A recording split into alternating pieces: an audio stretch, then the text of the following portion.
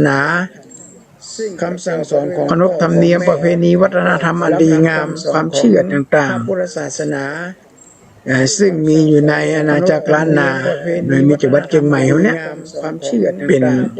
เป็นเมืองหลวงซึ่งมีอยู่ในอาณาจักรล้านนาโดยมีจังหวัดเชียงใหม่เนี่ยที่เราได้ยินทางนวรัตน์พงษ์ไพบูลย์บรรยากาศไว้ว่าผมดำสวยมวยม้วนล้วนแซมดอกซึ่งบ่งบอกประเพณีที่ยึดถือชาวล้านนางามจริงยิ่งคำลือทั้งใจซื่อไร้มายาวาจางามความงดงามทั้งหลายเหล่านี้นะฮะเอามีพระพุทธศาสนา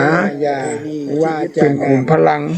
ทางด้านจิตใจงดงามทั้งหลายเหล่านี้นะฮะเอามีพระพุทธศาสนาซึ่งเขาก็บ่เคยละบ่เคยทิ้งทางด้านประเพณีวัฒนธรรมอันงดงามที่ญาติโยมทั้งหลายซึ่งเขาก็บ่เคยละในอดีตเป็นสร้างเอาไว้ทำอันงดงามที่ญาติโยมทั้งหลายซึ่งปอกอวมนเวกลำพัดเปิดได้กล่าวข้อความต่อหนึ่งว่าแม่งามเลิศล้ำแม่งามเงาใสแม่งามวิไลสมวัยคนเฒ่างามน่านับถือยกนิ้วใส่เก้าส่งความงามแม่พระงามด้านจิตใจฟักไฟงามธรรมะงามแม่เจ้างามดียกนิ้วใส่เก้าส่งความงามแม่พระอันนี้คือความงามเหล่านี้ฟักไฟงามธรรมะงามคนล้านนาเฮา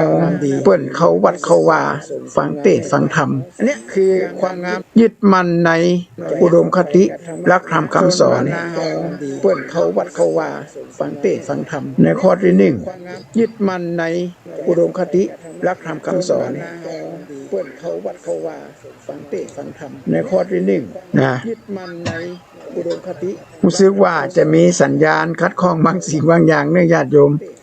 อาตมาภาพต้องขอสูงมาอภัยว่าไปของใหม่ให้ญาติโยมทั้งหลายรู้สึกว่าจะมีแต่ก่อนนี่เฮาออกร่างอากาศนี่เฮาบ่ได้หันหน้าหันตากันอาตมาภาพต้องขอสูงมาอภัยว่าไปของใหม่ให้ญาติโยมทั้งหลายรู้สึกว่าจะมีแต่ก่อนนี่เฮาออกร่าง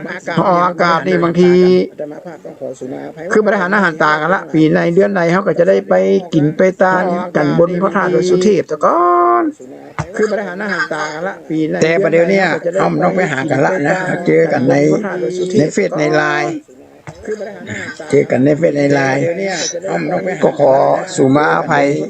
ในเฟซในไลน์ญาติโยมที่ดูรายการก็ขอดูรายการหรือว่าเปิดไลน์เปิดอย่างอยู่เนี่ยก็เปิดเข้ามาดูรายการถ่ายทอดสดเนี่ยดูรายการหรือว่าเปิดไลน์เปิดอย่างวันนี้เป็นวันแรกในการออกอากาศ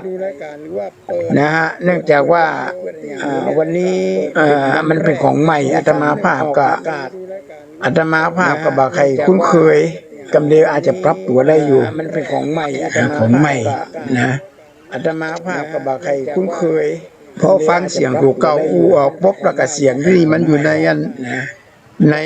คอมพิวเตอร์เนี่ยในไลน์เนี่ยมันมัดไว้ที่หลังครับผมครับผม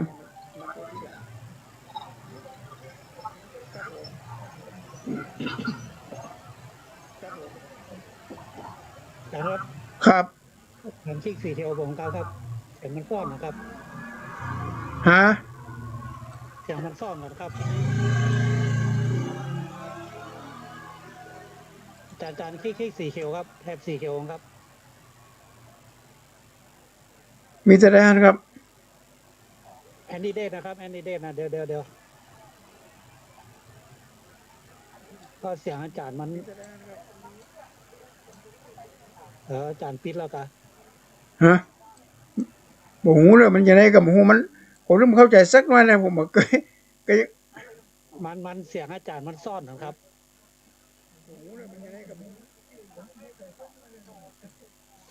อาจารย์อ๋อแม่นละอาจารย์ต้องไปปิดตัวของตัวครับหันละครับมีสองกล้องกันนะผมก็ว่านะไม่ใช่ไม่มี2กล้องครับ2อันครับอาจารย์ปิดอีกอันหนึ่งครับอันหนึ่งอันปิดอันซ้ายกับอันขวาครับอันไหนก็ได้ครับ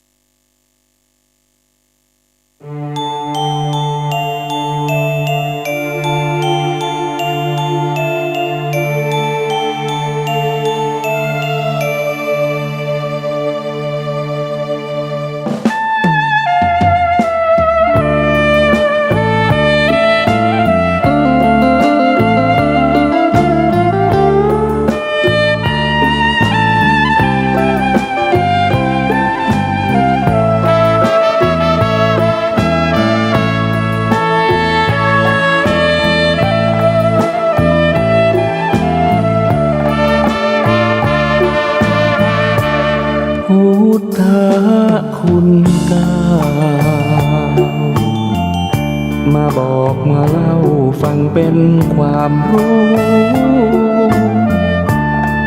ข้อหนึ่งคืออรหังต์บุคคลที่ควรเชิดชูเพราะท่านเป็นผู้กิเลสไม่มีสัมมาสัมพุทโธผู้ลบความโง่ให้เราเหล่านี้ตรัสรู้ด้วยพระองค์เองแท้เสงฟ้าปัตตภีข้อ200,000ดีผู้คนบูชา3วิชาจารณาสัมปันโน4สุขโตรวมกันแปลได้เลยนะหมายถึงผู้รู้ประพฤติถึงธรรมล้ำค่าอีกสุขโตต่อมาผู้เสด็จไปด้วยดีอาโลกวิทูหมายถึงเป็นผู้แจ้งในโลกนี้อนุตตโรปุริสัทธัมมาสารถิข้อ6ก็มีความแปลให้ฟังเป็นผู้ฝึกผู้สอนมนุษย์ได้ดีและก็ไม่มีผู้ใดเทียมเท่าสักครั้งข้อ7ศรัทธาเทวมนุษย์สานังศาสดาสอนสั่งมนุษย์และเทวดาพุทโธนี้ข้อ8ผู้หลีกแก้ไขปัญหาผู้รู้ผู้ตื่นเบิกบานก้าวนั้นข้อภควาผู้เลิศวิชายอดภคธรรม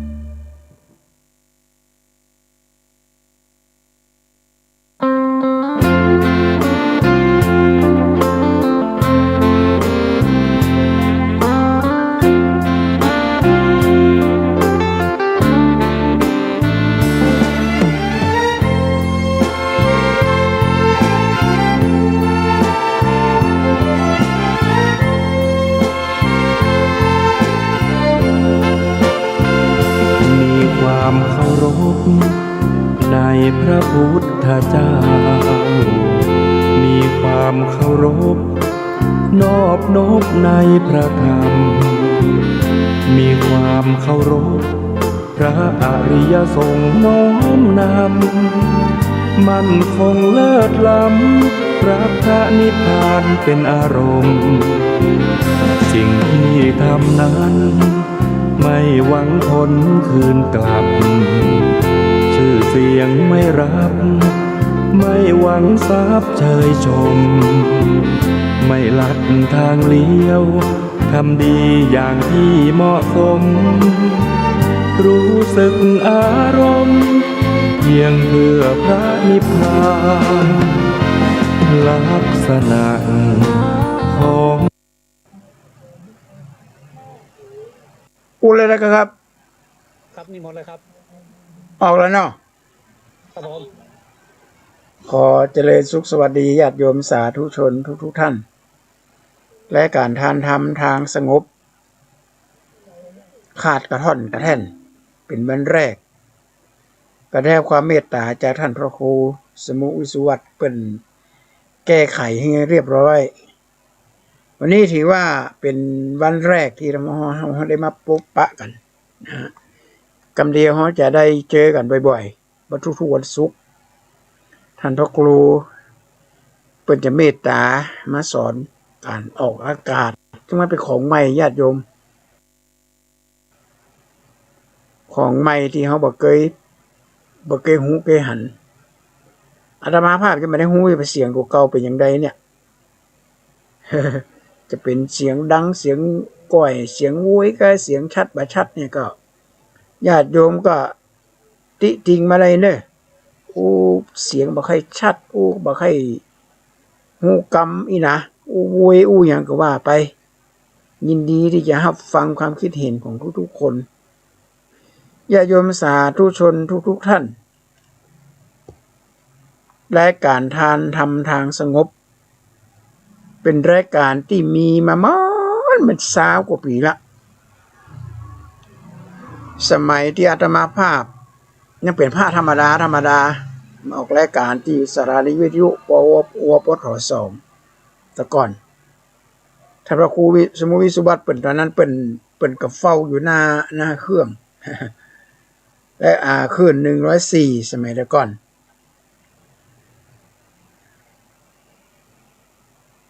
ก็รายการนี้เขาก็ได้สรรหาเอาความรู้สาระต่างๆที่เกิดขึ้นกับบ้านเฮาเมืองเฮาพระพุทธศาสนาเป็นขุมพลังทางด้านสติปัญญาของพี่น้องเจ้าบ้านโดยเฉพาะอย่างยิ่งพี่น้องเจ้าพื้นบ้านล้านนาเฮาอยู่ม่วนกินม่วนเปิ้นว่าม่วนเสียงก้องเสียงกองม่วนเสียงมองต่ำเข้าม่วนเสียงตุเจ้าเตะธรรมอันนี้ก็เตะธรรมแล้วเนี่ยถือว่าเป็นการธรรมะแต่ธรรมะในการเผยแผ่เนี่ยเฮาก็ใจหลายรูปแบบแต่ก่อนนี้เปิ้นก็จะเลือกในใบลานเอามาอ่านเป็นทำนองจากใบลานก็ขึ้นไปนั่งขึ้นไปยืนจากยืนก็ออกอากาศจากออกอากาศก็ออกโทรทัศน์จากโทรทัศน์ออกทางอินเทอร์เน็ตที่หันหน้าหันตากันเนี่ยเขาก็ปรับปรุงกันไปเรื่อยๆเพราะว่าวิวัฒนาการความเจริญก้าวหน้าของมนุษย์เนี่ยมนุษย์แปลว่าผู้เจริญด้านตรงมีความเจริญด้านตรงเป็นผู้มีใจอันสูงส่งจิตใจสูงส่งของมนุษย์ไม่ได้เกิดขึ้นมาจากธรรมชาติของมนุษย์เกิดมาวันแรกออกจากท้องแม่มาก็เหมือนสัตว์ญาติโยมให้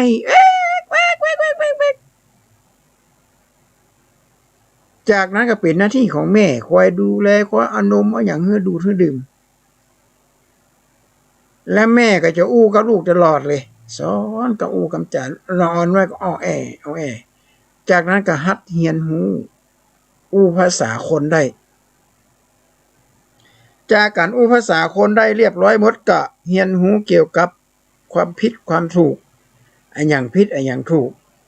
เพราะฉะนั้นโคโลกคณิติเปิ้นได้กล่าวเอาไว้ว่าอาหารนิทาพยเมทุนันจะสามัญญเมตัปปสุพินรานังธัมโมหิเตสังอธิโกวิเศโสธัมเมนะหินาปสุพิสมานาอาหารมนุษย์เฮาก็กินสัตว์ก็กินอาหารคนก็กินอาหารไม่ต่างกันเท่าใดต่างกันชนิดของอาหารสัตว์เนี่ยเบิ่นมันได้ปรุงแต่งแล้วไม่ใช่ว่าเอาหมูปิ้งไปให้แมวกินให้หมากินแล้วเอาซอสเขาเยาะเข้าไปอีนะไม่ได้ใส่ซอสแมวบักกินหมากินไม่ใช่ฮะ ยิ่งเอาไปใส่มันบักกินเลยอะมันเผ็ดมันเหมือนคนสัตว์มันแบบปรุงแต่งอาหารการกินอาหารนิทราการนอนหลับการพักผ่อนสัตว์ก็ต้องการพักผ่อนคนก็ต้องการพักผ่อนไม่ได้ต่างกันแต่ใดนี่ต่างกันระยะเวลาค้างคาวนอนกลางวันไม่คืนเสาะหากินกลางคืนนอนก็บอกมันเปื้อนด้วยค้างคาวเนี่ยเอาหัวย่อนลงไปนั่นสัตว์บางชนิดหากินกลางคืนนอนหลับกลางวันสัตว์บางชนิดก็หากินกลางวันนอนกลางคืนอันนี้มันเป็นธรรมชาติของ ของสัตว์โลกอาหารอะไรจากพยาเมการหนีภัยฝนตกน้ำท่วมไฟไหม้เกิดพายุร้ายหรือว่าเกิดการมีการมารบกวนสัตว์ก็หนีเหมือนกันสมมุติว่ามันกำลังออกลูกออกหลานอยู่มีคนมันลักลูกลักเต้าไปเนี่ยสัตว์ก็เกิดความหวาดกลัวก็หนีพยาเมนี่การหนีภัยทุนนั้นจะการเสพกามการมีคู่ผัวตัวเมียสิงสาราสัตว์ก็เหมือนกันถึงเวลาก็ได้สมสู่กันเขาเรียกว่าขยายเผ่าพันธุ์เป็นฤดูกาลด้วยนะญาติโยมเป็นฤดูกาลด้วยอย่างสุนัขมันก็จะมีการผสมพันธุ์ในเดือนที่12เดือนที่2จะได้ยินเสียงหมาเห่าหมาหอนกันถ้าไปใจเดือน12มันก็มีอารมณ์มันก็จะมาเกิดสามัญญเมตตาปสุพิตรังธัมโมหิเตสังอธิโกวิเศโสธัมเมนะหินาปสุพิสมนาความแตกต่างของคนกับสัตว์เนี่ยมันจากการคนเฮามีจิตใจสำนึกมีจิตใจสำนึกในความเป็นมนุษย์เป็นเพื่อนมนุษย์ด้วยกันแต่ในตอนช่วงระยะที่ผ่านมาเนี่ยระยะนี้บอกใครเมืองสักอะไรนะก็เกิดปัญหาอย่างต่างๆขึ้นมาในอ่านข่าวในหน้าหนังสือพิมพ์ห้องดูทีวีดูในเฟซรู้น่ากลัวขนาดว่ามนุษย์เขาเป็นขนาดนี้ก่อนพ่อฆ่าลูกลูกฆ่าพ่อลูกแม่ฆ่าลูกลูกฆ่าแม่พี่ฆ่าน้องน้องฆ่าพี่หวังเงินประกันพ่องหวังทรัพย์สมบัติพ่องเลี้ยงบ่ไหวพ่องเป็นหลงผัวใหม่ไปหลงเมียใหม่พ่องเหล่านี้เกิดขึ้นแล้วในปัญหาในสังคมบ้านเฮาซึ่งเป็นเมืองพุทธเป็นเมืองพุทธศาสนาซึ่งเป็นศาสนาที่ทางองค์การสหประชาชาติเป็นก็บอกว่าเป็นศาสนาแห่งสันติภาพของโลก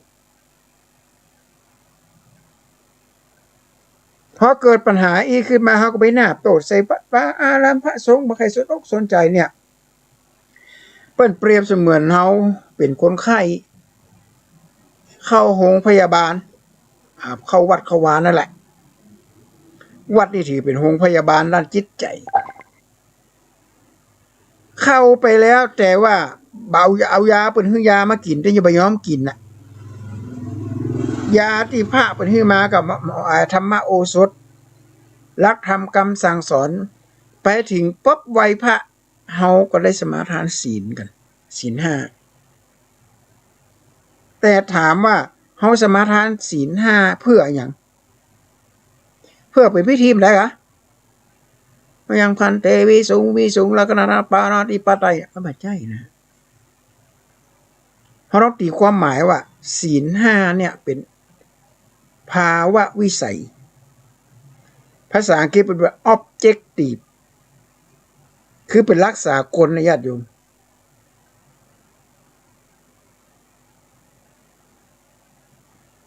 รักษากลในที่นี้ก็คือว่าคือทั่วโลกเปิ้นยอมรับกันว่าศีล5ธรรม5เป็นหัวใจของความเป็นมนุษย์สังคมทุกเผ่าพันธุ์สังคมทุกหนทุกแห่งต้องการคนมีเมตตาธรรม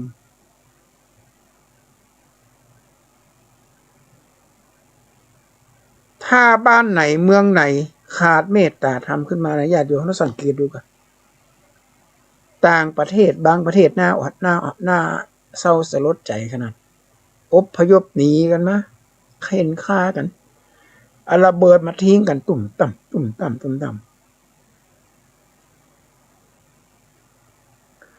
ซึ่งสิ่งเหล่า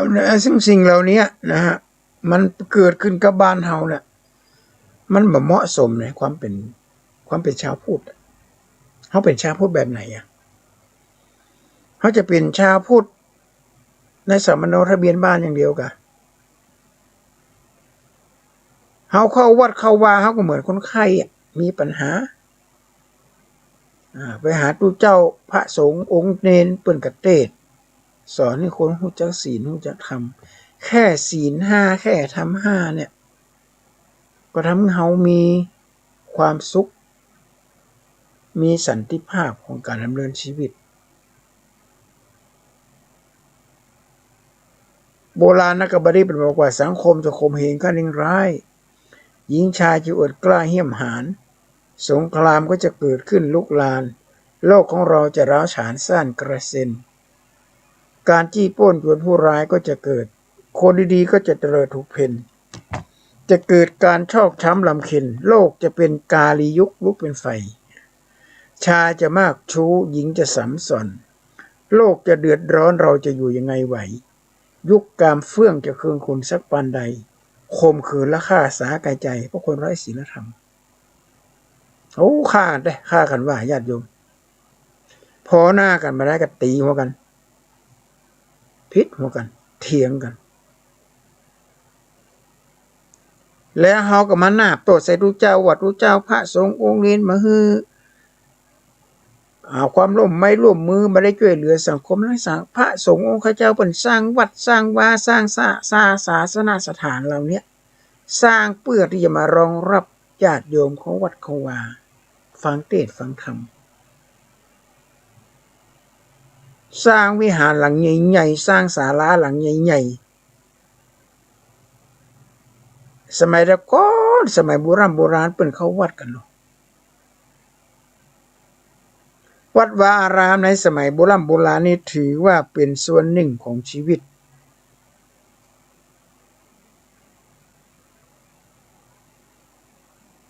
เพราะว่าเจ้าบ้านมีส่วนร่วมในการสร้างสมมติว่าเจ้าอาวาสประชุมคณะกรรมการว่าจะมีการสร้างกำแพงวัดสมัยก่อนเนี่ยเพิ่นจะมีการประชุมเจ้าบ้านว่าในหมู่บ้านเนี่ยมีกี่หลังคาเรือนแล้วจะใช้บดินกี่ก้อนเอามาหารกันสมมติว่าหารกันเอามาแล้วใช้บดินกี่หลังคาละ50แผ่น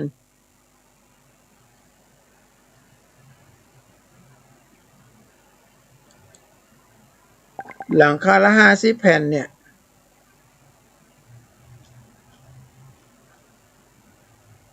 ก็เจ้าบ้านก็จะช่วยกันออกช่วยกันปั้นบดินกีมาได้จ้างนะญาติโยมอาตมาภาพสมัยเป็นละออนน้อยก็ได้มีส่วนร่ว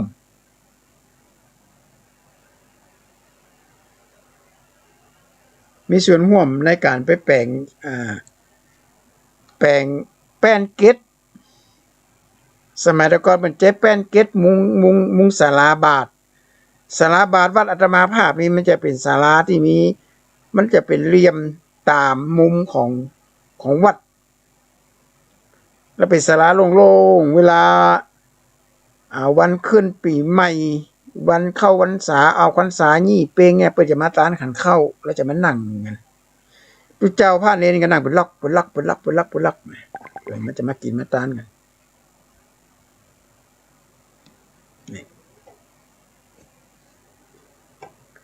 อันนี้แล้วก็ปรึกหารกันว่าหลังคาละกี่แผ่นแปลงแป้นเกตมุงแป้นเกตที่เป็นไม้ก็ไปซ่อหาไม้ในป่ามาเปิ้นก็มีการมาคับกันนะเอาไม้เนื้อแข็งเลยจะไปเอาไม้เนื้ออ่อน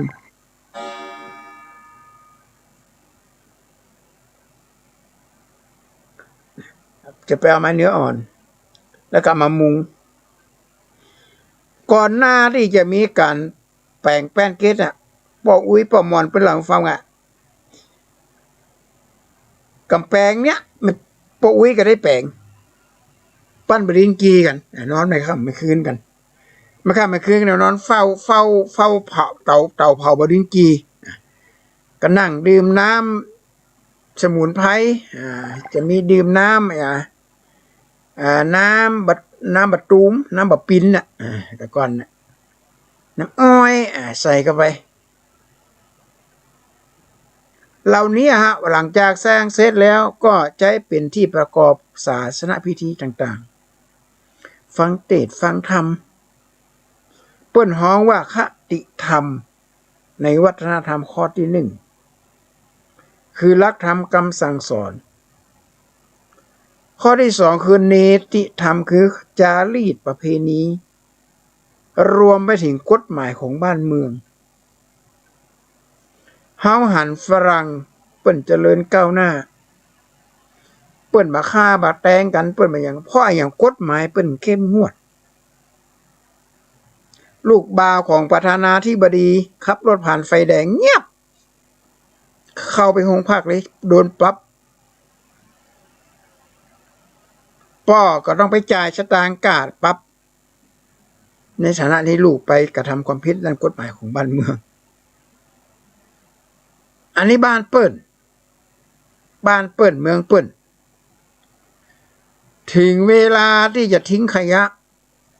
ที่ประเทศญี่ปุ่นเนี่ยถ้าเอาไปเอวเนี่ยเปิ้นจะมีการประกาศอย่างสมมุติว่าวันนี้วันอย่างนี้วันนี้วันศุกร์สมมุติว่าวันศุกร์วันนี้จะมีการเก็บน้ำแกงหรือขยะเปียกเป็นน้ำแกงก็เป็น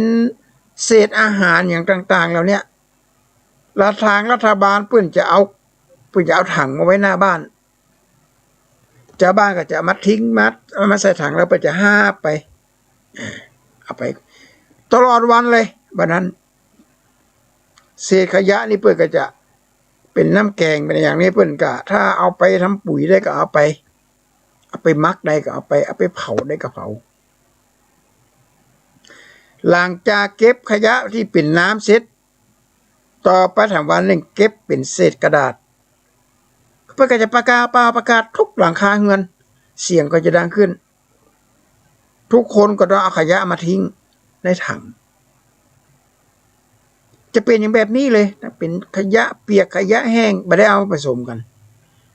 เปิดเอามาสูนกันถ้าหาคนไหนมาปฏิบัติตามอันนี้เป็นเนติธรรมนะโดนปรับ 40,000 เยน 40,000 เยนก็ 4,000 กว่าบาทญาติโยมโดนมับโดนจับกล้องวงจรวิดีโอตัวไปถึงบ้านเลยเพิ่นจะถามว่าบะหันก็ตาบะหันก็เอาขยะไปทิ้งขยะแห้งไปจุ่มในขยะเปียะเนี่ยสิ่งมันผิดกฎหมายเนี่ยบ้านเปิ้นบางเมืองเปิ้นมันถึงได้ที่มันเจริญน่ะมันไม่ใช่ว่าเจริญเพราะอย่างอื่นเพราะว่ากฎหมายมันเข้มงวดเพราะวัฒนธรรมทางนั้นเนติธรรมเนี่ยเขาต้องให้ความเคารพกฎจราจรที่เปิ้นตั้งขึ้นมาไว้เพื่อให้เกิดความปลอดภัยกับคนบนท้องถนนบางครั้งบางคราวก็น่าอนาจใจเหมือนกันนะจะข้ามถนนทางม้าลายแต่กันเนี่ยจะยุดก็บ่ยุดกันไม่จะฟังไปไหนเปิ้นก็มีป้ายบอกว่าอันนี้คือทางม้าลายมีป้ายอย่างนี้ว่าขี่เป็นลายๆแบบนี้คือคนข้ามถ้าเป็นต่างประเทศเนี่ยถึงแม้ว่ามีคนข้ามเปิ้นก็หยุดเบารถเปิ้นก็จะเบารถลงไปเป็นห้องว่าเบรกรถเบาๆถึงแม้ว่ามีคนนะญาติโยมเปิ้นไม่ได้ฟังเพราะสถานที่แห่งนี้มันเป็นที่ปลอดภัยนี่เป็นห้องเนติธรรมกฎหมายต้องศักดิ์สิทธิ์ต่อให้เป็นลูกของผู้ว่าราชการต่อให้เป็นลูกของรัฐมนตรีอย่างอาจารย์เงียบอย่างเดียวพอใจพอเหนือดังไปถึงพ่อถึงแม่แต่บางประเทศนี้เปิ้นไม่สนใจ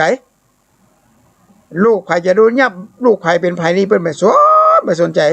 เจียวของเขาซักหน่อยเงียบไปเสียกาบปั๊บเข้าข้อก็เข้าได้กักขังแทนค่าปรับก็ได้ภาษากฎหมายว่ากักขังแทนค่าปรับแต่บอกว่าบ้านเฮามีมั้ยนะเมืองนอกนี่มีสตางค์ครับ เมียกับกักขังแดนกับปรับ500 บาทกับขังกี่วันก็แรงวาระตะไดก็จับเงียบไปตามนั้นนี่คือในที่ทำจะต้องกฎหมายจะต้องศักดิ์สิทธิ์ต่อไปวัตถุธรรมคือสิ่งปลูกสร้างสิ่งแต่งกายเครื่องแบบเครื่องแต่งกายเป็นห้องว่าสัญลักษณ์อย่างต่างห้องแซมโบสัญลักษณ์มันก็มีหลายอย่างอย่างคนทางเหนือเขานี่ก็ใส่เสื้อหม้อห้อมห้องพี่น้องเจ้าดอยเขาเป็นก็ใส่ชุดประจำเผ่าโยมงามเปิ่นเอาอย่างก็มาใส่บัตรรองต้อยหูนี่นะแล้วก็มีหมวกโอ้งามมีเสื้อมีอย่างแล้วก็นักท่องเที่ยวไปกับไปถ่ายรูปไทยอย่างอันนี้เป็นห้องว่าเป็นเอกลักษณ์เป็นวัตถุธรรมมันจะมีกับบ้านเฮานะต่างประเทศเป็นก็มีแล้วก็ต้องมีเหตุผลตัวที่นี้แหละต้องอย่างต้องใส่มันเป็นวิทยาศาสตร์นะญาติโยมของเหล่านี้เนี่ยนะเป็นวิทยาศาสตร์ก็คือว่ามันมีเหตุและผลเขายกตัวอย่างเช่นคนจีนเนี่ยที่เปิ่นให้เอากระจกมาไว้หน้าบ้าน3 ใบ 4 ใบเพื่อป้องกันสิ่งชั่วร้ายเนี่ยเอาไว้บนเพดานห้องถ้าเราเจาะลึกเข้าไปแต่เนี่ยสิ่งเหล่านี้คือวิทยาศาสตร์ถ้าเอาไว้รอบบ้านสัตว์ชนิดหนึ่งซึ่งเป็นห้องตาแหลมคมมากคนเมืองเหนือห้องตาแหลวคนไทยห้องว่ายิวบ้านเฮามาหุ้งตาแหลวกับหุ้งกันด้วยกันแมงตัวเนี้ยตามันแหลมตามันพอไก่แล้วมันจะมากินไก่พ่องกินหมาน้อยพ่อง กินหมูน้อยพ่องเวลาเราเลี้ยงเอาไว้เผลอสัตว์เหล่านี้จะมารบกวนเจ้าบ้านเปิ้นเลยเอากระจกมาไว้ถ้ามันหันกระจกหันเงาตัวเก่าอยู่ในกระจกมันก็มาเข้ามาละมันถือว่านี่บ้านหลังนี้มีเจ้าของละหันก่อนอันเนี้ยเป็นเอกลักษณ์เป็นสัญลักษณ์ที่เฮาหันเป็นเอามาใส่เฮาอย่าไปว่าเป็นง่ามาได้นะ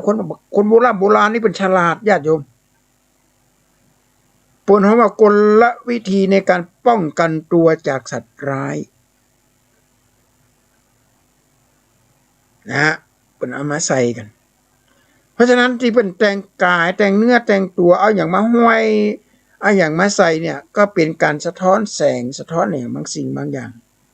มันเป็นมิติทางสังคมเขาจะไปว่าเปิ้นมาได้นะ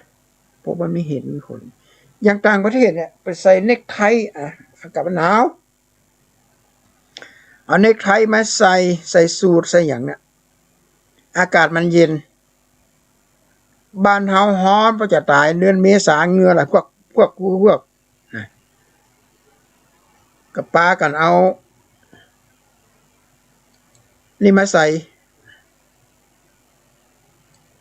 เอาเนคไทมาใส่ก็ว่ากันไปก็มีบางคนเปิ้นไว้ผมยาวคนต่างประเทศนะนักศิลปินของนักวิทยาศาสตร์ของโมละออนไปเรียนหนังสือกระปิกมาใส่ว่าไว้ผมฮิปปี้นะอย่างไปเรียนแบบเปิ้นวัฒนธรรมบ้านเปิ้นเนี่ยมันมีเหตุมีผลอากาศมันหนาวเย็นเปิ้นก็ต้องไว้ผมยาว2นักวิทยาศาสตร์เนี่ยนักวิทยาศาสตร์ต่างประเทศเปิ้นเนี่ยเปิ้นต้องเฝ้าดูทฤษฎีที่เป็นทดลองนั่งพอเป็นวันเป็นคืนนะญาติโยมในกัสปาเอาไข่ไก่มาวางไว้แล้วก็มานั่งพอไข่ไก่เนี่ยไข่ไก่นี่มันออกมาทีละน้อยมันมีแข่งมีขามีปีกมีอย่างมันเหมือนกับหลักธรรมพุทธศาสนาที่พระเจ้าตรัสไว้เนี่ยมันก็ไม่รอกว่าใดในระหว่างนี้นั่งเฝ้านี่มีเวลาไปตัดผมญาติโยมปล่อยให้ผมยาว กลายเป็นฮิปปี้เพราะคนไว้ผมยาวไว้ฮิปปี้เนี่ยก็เป็นที่ ก็เป็นที่ยอมรับของสังคมนะว่าคนคนเนี้ยเป็นจิตรกรพ่องเป็นนักวิทยาศาสตร์พ่องเนี่ยทีนี้คนไทยเขาก็คนเมืองมันจะคนไทยเขาคนเดียวฮะคนเอเชียของคนอย่างไปกันไปเรียนหนังสือต่างประเทศปีกมาก็จะไว้ผมมีฮิปปี้กันนั่นก็ดูก็อย่างนักวิทยาศาสตร์นี่เขาเรียกวัตถุธรรมหนึ่งนี้คติธรรมสองนี้ที่ธรรมสามวัตถุธรรมได้แก่สิ่งปลูกสร้างหรือวัตถุต่างๆที่เขาใจเขาสอยบ้านถ้าทางภาคกลางก็ไปทำแบบหนึ่งภาคอีสานก็ไปทำแบบหนึ่งภาคเหนือก็ไปทำแบบหนึ่งแต่ละภาคเปิ้นมีเหตุมีผลในการสร้างบ้านไม่ใช่ซุ่มสี่ซุ่มห้าเปิ้นแปลงตัวแปลงให้ซะได้ทรงอย่างกับทรงไม่ใช่ฮะแต่ก่อนเนี่ยบางท้องถิ่นบางแห่งน้ำมันท่วมเจ้าบ้านเปิ้นก็เลยแปลงบ้านสูงหนึ่งแล้วนะสองเลี้ยงสัตว์มีสัตว์เลี้ยงมีเลี้ยงหมูเลี้ยงงัวเลี้ยงควายเอางัวเอาควายมัดไปปืนบ้านเอาไว้ไก่กลัวว่าสัตว์จะมาทำลายสามเอาไว้นั่งเล่นหน้าแรงถ้าบอกมีสัตว์ก็เอาเป็นที่นั่งจักตอกพ่องจักสารพ่องทำฝีไม้ลายมือเหล่านี้เป็นสัญลักษณ์ด้านวัตถุธรรม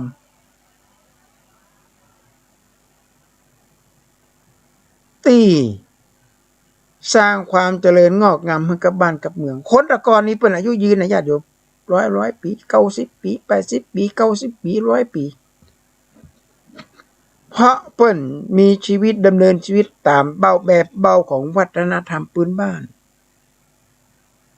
อาหารการกินเปิ้นมันจะได้กินลาบกินซ่าไม่ได้กินกล้วยไม่ได้กินอย่างเป็นประจำของปิ้งของย่างนี่มันต้องอิ่วถึงปีในเดือนไหนกินเห็ดเตื้อถ้าไผ่กินบ่อยกินเจียนี่จะเป็นที่ติฉินนินทาของเจ้าบ้านโอ้ยมากินได้กินว่าน่ะขึ้นปีใหม่กินเห็ดเตื้อกินลาบกินซ่าโป๊ไป8 เพ็งกินเห็ดเตื้อเข้าพรรษากินเห็ดเตื้อ12 เพ็งกินเห็ดเตื้อออกพรรษากินเห็ดเตื้อ2 เพ็งกินเห็ดเตื้อ4 เพ็งกินเห็ดเตื้อ6 เพ็งกินเห็ดเตื้อแต่ละเดือน2 เดือนเปิ้นจะกินเตื้อนึงไม่จะไปกินในวันเหมือนมาเดียวบาเดียวนี่มีเห็ดปะซาเปิ้นไปที่ไหนก็ไม่กินปิ้งไส้อัวโอ้เป็นปิ้งเป็นย่างหอมกินกันเข้าไปแล้วผลมันเกิดขึ้นอย่างไรญาติโยมของเขาดีหรอบาเดียวนี่โรงพยาบาลจุดปะโลปะล้นป้อมมีคนนั่งป้อมมีคนป้อแบบมีคนไปหับประวัติประไหวเลยญาติโยมบอกว่าโรงพยาบาลเอกชนบอกว่าโรงพยาบาลของรัฐเราอ่อนอยู่30 40เจ็บแอดเป็นไม่เฮงตายโอ้น่ากลัวมากๆเนี่ยเฮาบ่ได้สนใจเรื่องธรรมะธรรมโมเนี่ยเฮาไปสนใจเรื่องอาหารการกินกันนักลำไปสามเณรเทรีรูปนิ่งฮะคือทูลถามปัญหาพระพุทธเจ้าว่าเอกังนามกิงอะไรที่เป็นใหญ่นางกุณฑลเกษีเทรีกุณฑลเกษีเทรีนางสาวที่มีผมงอก็งองนางสาวที่มีผมงอก็งองเหมือนกับต้องต้อยหูกุณฑลเกษีเทรีทูลถามปัญหาพระพุทธเจ้าว่าเอกังนามกิงไม่ยิงไอ้นับสามเณรรูปนี้โตวาทีที่ไผ่เทียงมาได้เลยองค์สมเด็จปทีปแก้วสมเด็จพ่อทรงตัดเป็นคาถาสั้นๆว่าสัพเพสัตตาอาหารติติการสัตว์ทั้งหลายทั้งปวงดำรงอยู่ได้ด้วยอาหารสัตว์ทั้งหลายทั้งปวงอยู่ได้ด้วยอาหารนะญาติโยมบ่มีอาหารอยู่มาได้นะเดี๋ยวก่อนเสียงมาใครดีฮะจะมาฝากขอฟังเสียงดูเก่ากัน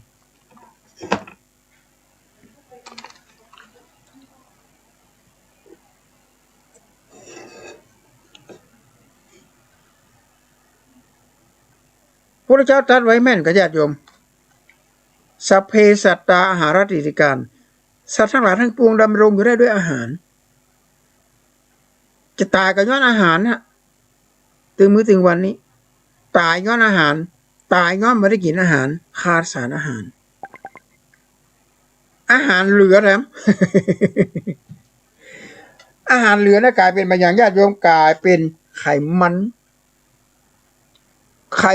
อุดตันในเส้นเลือดไขมันอุดตันในสมองไขมันอุดตันในเส้นหัวใจกลายเป็นภัยเงียบตายกันโอ้นักขนาดนักเลยเกิดจากการบริโภคอาหารที่ผิดๆถูกๆอันเนี้ยน่าเป็นห่วงมากๆเลยวัตถุด้านนี้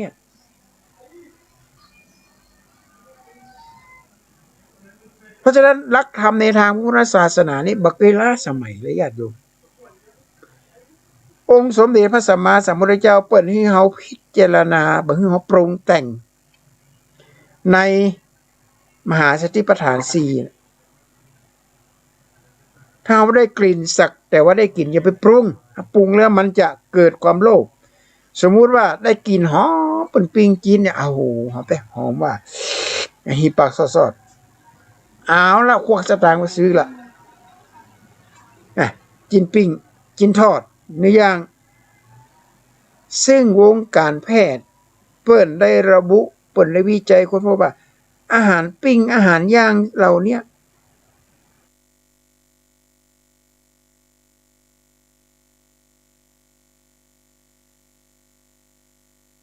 นั่นแหละคือสารก่อมะเร็งถ้ากินบ่อยนะเหมือนกินเห็ดเตื้อหนึ่งกินปองปีปองเดือนก็บอกเป็นหยังก็บอกหูน้ำมันทอดกี่เตื้อก็บอกหูสะอาดมือบ่สะอาดก็บอกหูเฮาก็บริโภคกันไปสิ่งเหล่านี้ญาติโยมสาธุชนทั้งหลายที่พระเจ้าพูดมาให้ปรุงแต่งก็คือว่าได้กลิ่นก็สักแต่ว่าได้กลิ่นมันหอมแล้วอันน่ะสวยแต่รูปจูบไม่หอมเราไม่กินนะอันตร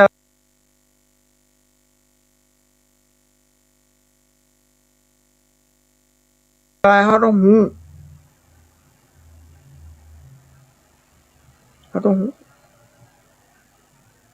เพราะฉะนั้นคนเป็นมะเร็งนักขนาดเลยประเด็นอยู่ตายหนักกว่า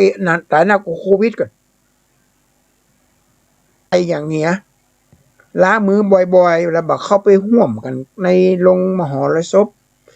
ในโรงในเนี่ยเขาห้องว่าอย่างห้องแอร์อย่างต่างๆแล้วนะตรงนี้เขาก็เป็นอย่างจะไปเนี่ยอย่างไปเอวอย่างเป็นตายกันหมดบ้านหมดเมืองป้ากันไปเอวนั่นก็อยู่มาอยู่จองกับไปย้ายสตุ้มสตางค์เก็บไว้จะไปฟังไปเอวเถอะเหตุการณ์ไม่สงบดีๆเราไปเอวคงมีแผลตายเพราะมันได้ไปเอวครับป้ากันไปเอวป้ากันจัดทัวนะไอ้อย่างไปล่ำไปเหลือจะไปเตี้ยอยู่บ้านอยู่จองเพียวบ้านเพี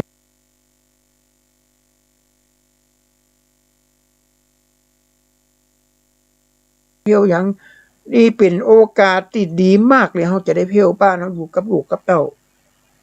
ละออนไปยังเรียนทางออนไลน์เนี่ยญาติโยมอาตมาภาคสอนมหาวิทยาลัยอาตมาเคยไปมหาวิทยาลัยเป็นเทอมเลยนะมาไปเลยสาวคนหนึ่งติดโควิดหลังจากตรวจเสร็จเป็นแจ้งว่าเป็นผลบวกธโมสังโฆอาจารย์ในมหาวิทยาลัยที่อาตมาสอนไปตรวจมัดโดนกักเลยบริเวณ14 วันมหาวิทยาลัยเงียบปิดเนี่ยก็ไปเหี่ยวนี่ดีอาตมาไม่ได้ไปด้วยเพื่อนนะจะได้กระทึกบอกไปแล้วโควิดนี่ถ้าหากว่าเขาแก้ไขเขาต้องป้องกันไว้เนี่ยมันก็เป็นอย่างแต่มาเฮงนี่ญาติโยมน่ากลัวมากไขมันอุดตันในหัวใจในเส้นเลือดตายกันนักขนาดไม่ใช่กับคนธรรมดานะคุณหมอเปิดกันยังตายนะคุณหมอเปลี่ยนมาเฮงก็มีเหรอเป็นมาเฮงตายอายุยังหนุ่มยังน้อยอย่างนั้นอ่านในเฟซ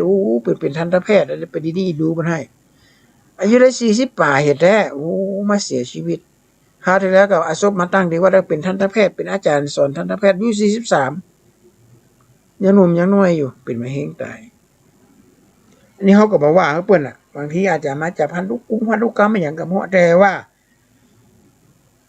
อาหารการกินนะเขาต้องระมัดระวังวัตถุเนี่ยพระพุทธเจ้าเปิ้นคือมีสติมหาสติปัฏฐานสูตรได้กลิ่นได้เห็นรูปก็สักแต่ว่าเห็นอย่าไปปรุงอย่ามางามแต่งามว่าโอ้ยใครกินแต่ใครกินว่ายาพิษเคลือบด้วยน้ำตาลนะญาติโยมทางนอกมันหวานนะแต่ทางในมันตะติงนงเขาว่าอันตรายเพราะฉะนั้นเราก็จะต้องหมั่นพิจารณากันให้ดีหลักธรรมในทางพุทธศาสนาเนี่ยบ่เคยล้าสมัยองค์สมเด็จพระประทีปแก้วทรงตรัสไว้แม่นยำตลอดคือเฮาพิจารณาถึงก่อนจะกินข้าวเนี่ยเพิ่นจะให้กับคนเจ้าบ้านให้พระสงฆ์พิจารณาคนบ้านเพิ่นก็ให้พิจารณาด้วยนะมันพิจารณาว่าอาหารเนี้ยที่กินเข้าไปเนี่ยมันจะมีประโยชน์ต่อร่างกายก็กินเข้าไปแล้วจะเกิดคดีถ้อยคดีความก็ตายไปแล้วไปตกมรณะก็หูเห็นเป็นใจในการฆ่าก็พระพุทธศาสนาเขาเลยเป็นย่อยขนาดนั้นเลยนะละเอียดกว่ากฎหมายก่อนฮะกฎหมายถ้ากินแล้วบ่มีผิดกฎหมายไม่ได้ไปลักไปจบกันมาก็ไม่ได้มาจบแต่พุทธศาสนาเขานี่ยังไม่จบง่ายๆเดียวกินแล้วจะเกิดอย่างขึ้นมาเอกังนามากิงนั่นแหละสัพเพสัตตาอาหารและติการสัตว์ทั้งหลายทั้งปวงดำรงอยู่ได้ด้วยอาหารแต่คนจะต้องเสียชีวิตจากการกินอาหารด้วยไม่ใช่ว่าไม่ได้กินอาหารตายกินอาหารน่าก็ตายเปิดในห้องโภชเนมัตตัญญุตาหู้จักประมาณในการกินจะไปกินนักกินพอประมาณอาตมาภาพจะเอาสาระอย่างใกล้ๆตัวเขาเนี่ยนะในโอกาสต่อไปจะอู้ถึงเรื่องสมุนไพรพ่องที่จะมาดูแลสุขภาพหรือความเก็ตความรู้อย่างต่างๆนะซึ่งสิ่งเหล่านี้มันก็สามารถมันสอดคล้องกับหลักธรรมในทางพุทธศาสนาอย่างที่บ่เกี่ยวกับข้องกับพุทธศาสนาขอสุมาอาภัยหรือจะบ่อู้การบ้านการเมืองอย่างอันที่เนี่ยอู้ไปแล้วมันจะทำให้เกิดความเสียหายแต่จะให้สติกับญาติโยมทั้งหลายว่าถึงเวลาแล้วบ้านเมืองเปิ้นปฏิวัติรัฐประหารยึดอำนาจในการปกครองที่เขาเคยหันผ่านมาแล้วเขาบอกปฏิวัติตัวเก่ากันเขาต้องปฏิวัติตัวเก่าอย่างไรเคยกินเหล้าเคยสูบบุหรี่เคยไม่ค่ำไม่คืนเคยทุกเคยตีเคยด่าเคยอย่างเนี้ยเขาก็ต้องยั้งเพราะเราต้องปฏิวัติตัวเก่ากันบ้านเมืองจะเป็นอย่างไรจ้างมันจีเรื่องของเขาคือเขาจะต้องดูแลสุขภาพถ้าบ้านนี้บัดได้นะญาติโยมประชาชนทุกคนที่อยู่ในผืนแผ่นดินแห่งนี้ล้วนแล้วแต่เป็นบุคคลที่มีความสำคัญกับประเทศชาติเป็นอย่างมากเป็นพลังของแผ่นดินเป็นกำลังของชาติโดยเฉพาะละเอกละออนเนี่ยเขาต้องให้ความรู้กับละออนด้วยว่าเขากินอาหารการกินในมื้อถึงวันเนี่ยอย่างพ่องที่ทำให้เกิดโรคภัยไข้เจ็บเนี่ยแล้วบัดเดียวนี่นะคนเกิดลูกปะเนี่ยละออนเป็นก็มีนะละออนเป็นสมาธิสั้นพ่องละออนเป็นพิการตั้งแต่แรกเกิดพ่องตาบอกคนหูวัวคงเป็นใบพ่องอันนี้ก็สิ่งที่น่ากลัวนะญาติโยมอาจจะมาเกิดจากการไปบริโภคอาหารกินน้ำหวานกินของมึนเมาอย่างต่างๆเราเนี่ยซึ่งมันแบบปรากฏอยู่ในพจนานุกรมของชีวิตมันเป็นอบายหายนะอบายมุขความหายนะช่องทางแห่งการหายความหายนะที่มันเกิดขึ้นในพุทธเจ้าตรัสไว้ 2,600 กว่าปีแล้วเนี่ยมาล้าสักกว่าเคยล้าสมัยเลย การเอี้ยวแม่ค่ำแม่ขึ้นการไปกินเหล้าเมายาการไปเล่นการพนันอย่างต่างๆนานาเราเนี่ยบางคนว่าการพนันแบบมีนะศีลห้ามีข้อที่สามมีข้อที่สองจะข้อที่สามขอโทษข้อที่สามกับไม่ข้อที่สองนี่อธินาคนอื่นมันลักทรัพย์เขาไปแจ้งความได้คือตำรวจมาตรวจลายมือตำรวจมาดูว่ากล้องวงจรปิดกามาดูอย่างต่างๆนานาแต่เฮาลักสตางค์ตัวเก่าเนี่ยเอาไปเล่นอย่างเอาไปเล่นการพนันมีไผไม่อยากพอการพนันเนี่ยนะฮะกฎหมายว่าการพนันไม่ก่อให้เกิดหนี้ยืมสตางค์ไปเล่นเฮโลอย่างนี้นะไปฟ้องร้องมาได้ถ้าคุณหูว่าการทำสัญญาครั้งนี้เพื่อจะนำทรัพย์เหล่านี้ไปเล่นไฮโลอย่างเงี้ยไม่ก่อให้เกิดหนี้แม้กระทั่งกฎหมายมันก็ไม่ยอมรับนะญาติโยมนี่สิ่งอย่างต่างๆนั่นนะเอาละวันนี้อาตมาภาพมาจัดเหมือนเหลื่อม3 นาทีในรายการต่อไปนี่เขาจะมีการเปิด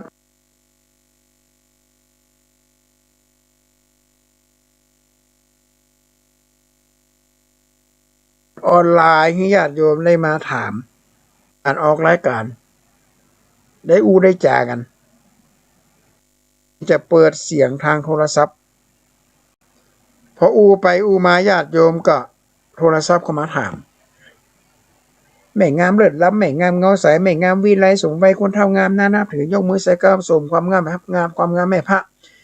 งามด้านจิตใจฟักไฟธรรมะงามแม่เจ้างามดีนะ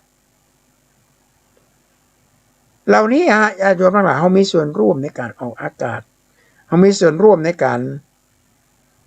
แก้ไขปัญหาว่าอันนั้นมันเปลี่ยนจะนั่นอันนี้มันเปลี่ยนจะนี่เขาจะแก้ไขอย่างไรเจ้าบ้านเจ้าจอมมันกำลังเดือดร้อนอย่างเงี้ยเขาจะต้องให้ความสำคัญกับสิ่งแวดล้อมตัวเองอย่าไปเหยียบย่ำคนอื่นให้เดือดร้อนบัณฑิตเห็นความทุกข์ของผู้อื่นเหมือนกับที่ตัวเองเป็น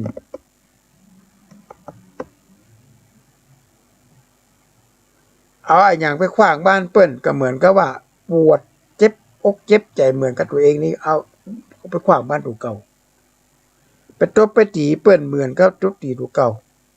ทางวันเจ็บปวดอันนั้นเขาเรียกบัณฑิตในทางพุทธศาสนาถ้า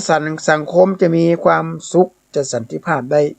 ก็เกิดขึ้นจากการเฮามีจิตใจสงบทานทำทางสงบวันนี้ก็ขอจากญาติจากโยมด้วยกันเด้อ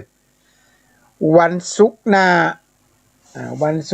เฮาก็จะได้มาพบปะกันใหม่นะวันศุกร์ทุกๆวันศุกร์เวลา 1 ทุ่มถึง 2 ทุ่มถึงวันนั้นรายการนี้คงจะเรียบร้อยเดี๋ยวท่านพระครูเปิ้นจะมาตั้งโปรแกรมกาเปิ้นจะมาสร้างโฟลเดอร์อย่างไม่ให้เวลาออกอากาศมันจะได้สะดวกแล้ววันนี้ก็ขอจากญาติโยมไปก่อนเด้อขอเจริญพร